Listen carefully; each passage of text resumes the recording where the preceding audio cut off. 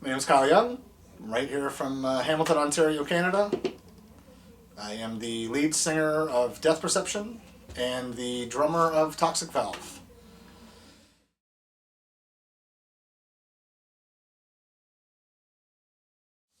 Well, some of my main influences growing up, at least on like a personal level in terms of, inspiring me in a musical direction would definitely probably be my family. Both my uncles were drummers. They like similar taste in music, anywhere from Rush to Megadeth to a few different things. But then my one uncle would definitely lean more to the, let's say, alternative side, I guess. And he got me to appreciate things like Bjork and just varying types of music. And my mom, from a very young age, for myself, was Nine Inch Nails and Marilyn Manson fan and Corrosion of Conformity and all over the place, Social Distortion. So, I would definitely say that the influence for, a wide range of music has been there just very closely within my family members. You know, I've enjoyed all types of different music, and I feel like even neighbors I've had listening to different stuff and just exposure. Literally, it's all just exposure. So also a willingness to appreciate what you're hearing and give it a shot. But yeah, I would say a lot of my musical influences will probably come from family at a young age. So.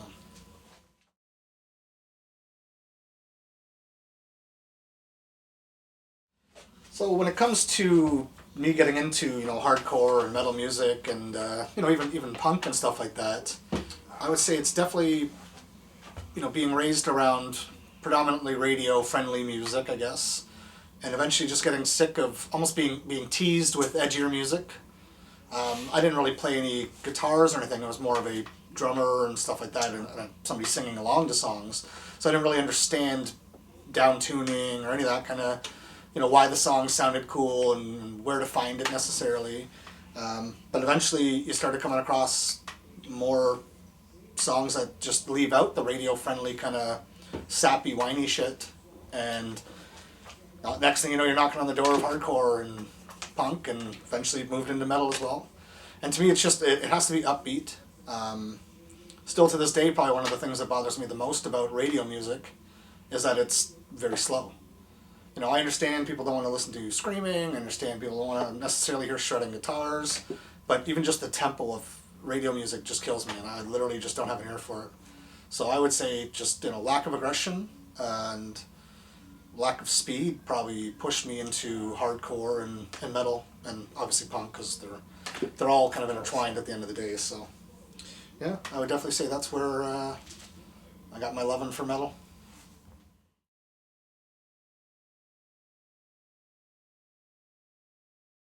First concert attended. Well, I guess my actual first show would have been Our Lady Peace, Finger 11, and I believe Age of Electric at the Cops Coliseum. I'm not sure what year. Probably around 95 or something in that ballpark. And I think it was around 2001.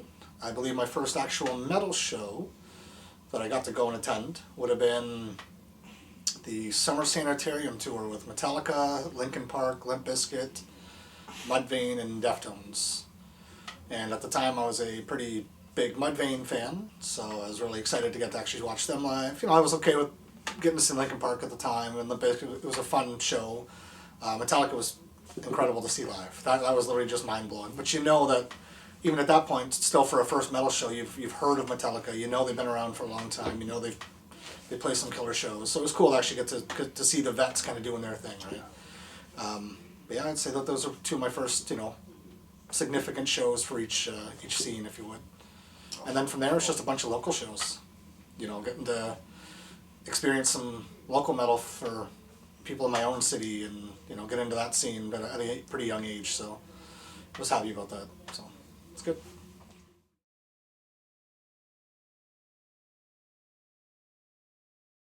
On you. All right, so next would be some of the favorite shows I've been to. I would definitely say that probably the top favorite show that I was at was the Sounds of the Underground tour in 2004. I know there was 17 or 18 bands. They weren't all my favorites, but I mean, notable for sure would be Lamb of God, Devil Driver, Guar, Throwdown, Norma Jean, Poison the Well, All That Remains, As It Lay Dying.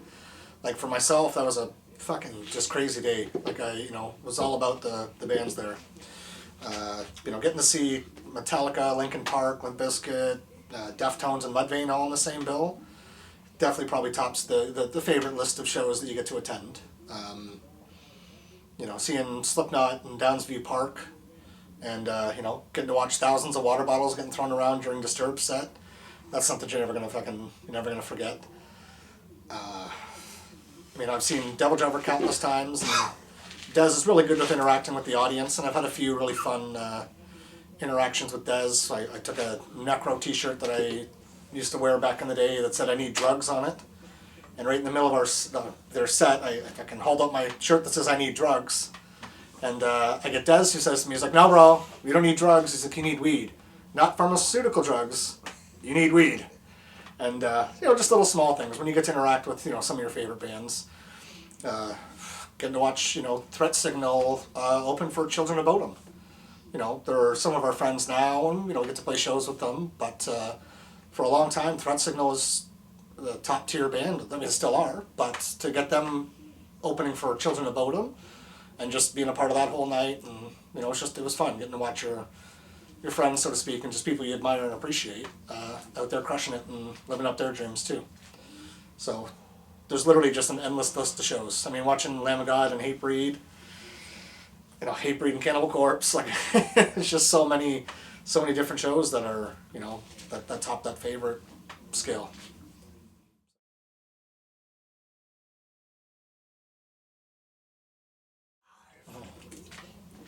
So next would be the craziest show that I think I've attended.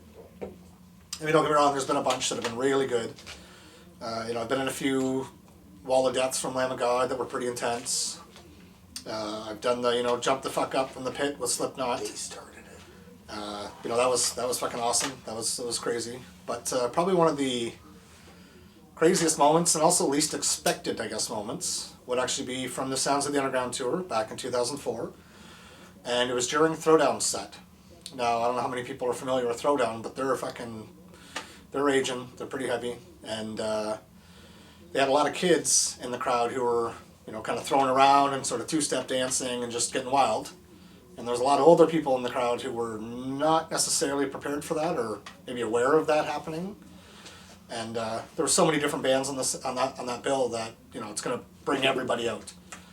And to watch all the older people, call it what you will, being hit and taking exception to being hit by younger kids and then laying a lot of them out, all of a sudden there was just fights happening everywhere. And you're literally looking around you, and everywhere you can look, you can see a fight happening. And all of a sudden, the music just stops mid-song. And the vocalist from Throwdown tells the crowd that if we don't stop fighting, if everyone doesn't chill out, they're literally going to have their set cut and they're done for the day. So, like I said, you have a lot of organized chaos that you kind of know you're getting involved with. But I would say that was kind of one of the craziest moments to sort of unfold at a show on a large scale, for sure. So, kudos to Throwdown.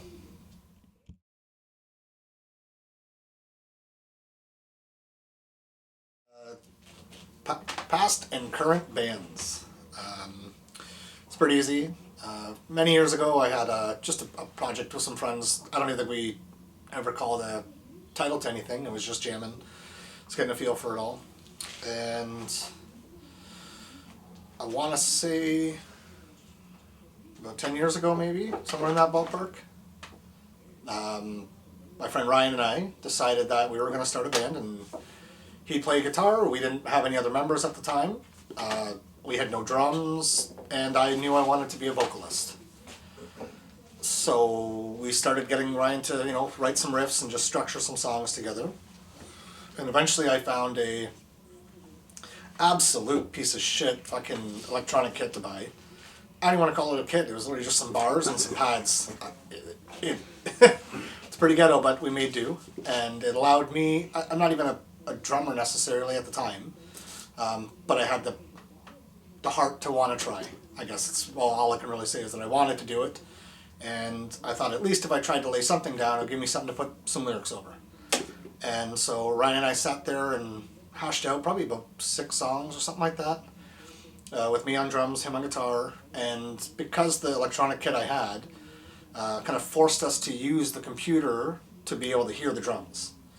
And so with that, we just decided to hit the record button on the shitty little music program we had. And so we actually were able to kind of shape some songs and do a bunch of little small demos. Nothing fancy, they didn't sound great, but at least helped us learn the songs and progress ahead.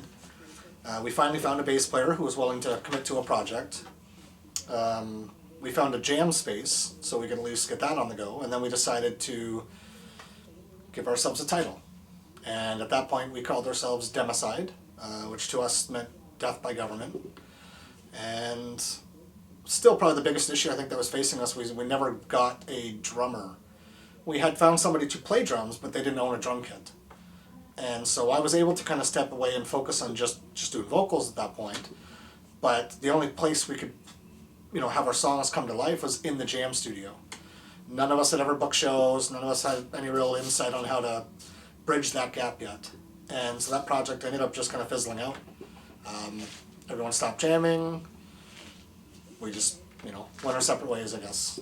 And over the course of time, a few months later, Ryan ended up meeting some of the folks in Death Perception at a show, and he talked to them about maybe joining their band, and they said, yeah, come jam. So he ended up becoming a member of Death Perception, and him and myself are really good friends. And so the one night I literally just came up to drink some Jägermeister and watch some people make some music. It was not an audition. I wasn't expecting to go up and become a vocalist for anybody. And I walked out of that house that night just watching Death Perception play as their new vocalist.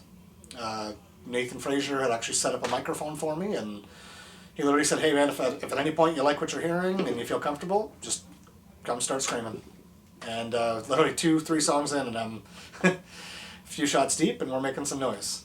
And they appreciated it, and I really liked what they had to offer. And so we quickly kind of went from Democide being a thing to Ryan and I now getting absorbed into Death Perception. And I know that was around May of 2015. So we've been having a good solid 7-year run now of that. And over the last maybe 2-3 years, I joined another project with my drummer from Death Perception, and it's Toxic Valve, where I actually get to play drums, and he takes over the vocals and guitar. And we have a bass player, and it's just a fun project. We don't get to play too many shows, but when there's no other jams happening, we can always pull out some Toxic Valve and have a good time. So that's basically where I'm at with bands.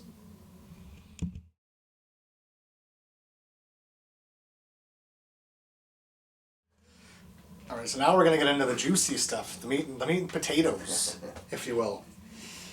What do you like the most about being a musician? Well, I have a tough time with that one because I'm not a musician. My bandmates are. Sorry. Okay, so no, but in all honesty, probably one of the things I like the most is actually getting to hear fresh songs. I mean, anyone that's ever liked music of any kind, getting to hear your favorite artist finally getting released new music, that's a thrill. That's literally a high that you almost chase, sort of. And so I kind of feel like it's an interesting experience, especially for myself, who I can't play guitar. I can fuck with some drums a little bit, but I'll call myself a drummer. I don't own a drum kit.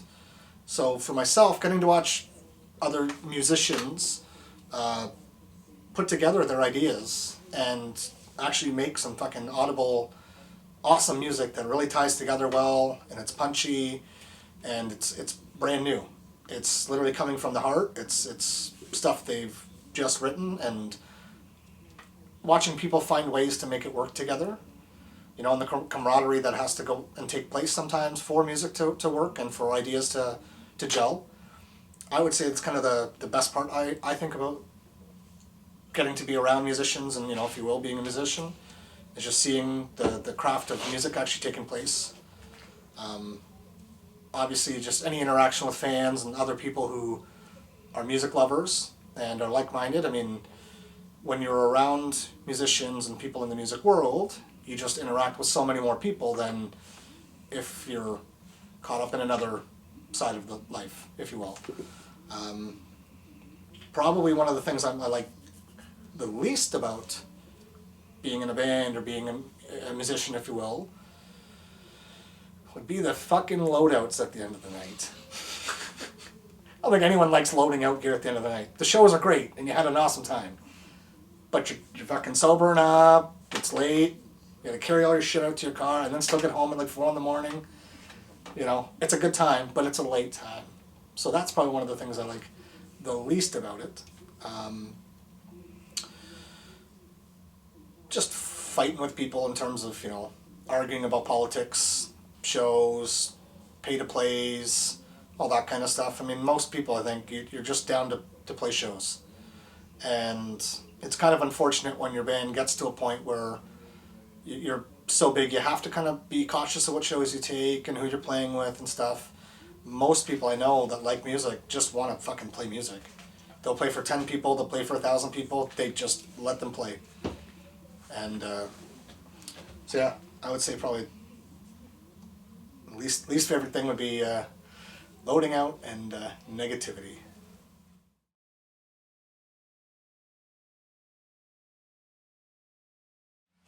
So definitely my favorite food would probably be Grandma's pork chops à l'orange. So that would be pork chops mixed with just flour and seasoned salt, curry powder, salt and pepper. I'm probably missing one ingredient there. And then you sear them and you simmer them in orange juice for 3-4 hours. And they literally fall apart. And the gravy that you make with it is just fucking top notch. Your entire house will be smelling like it all day. Anyone that comes by you is gonna fucking want to eat you up because it's so fucking tasty. I'm telling you, you know, it seems like a long shot, but curry and orange juice makes for some damn good pork. I mean, it's no Taco Bell, but it's damn good.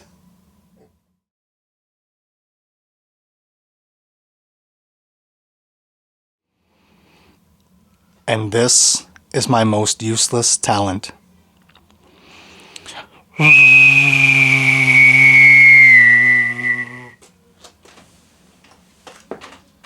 Humming and whistling at the same time.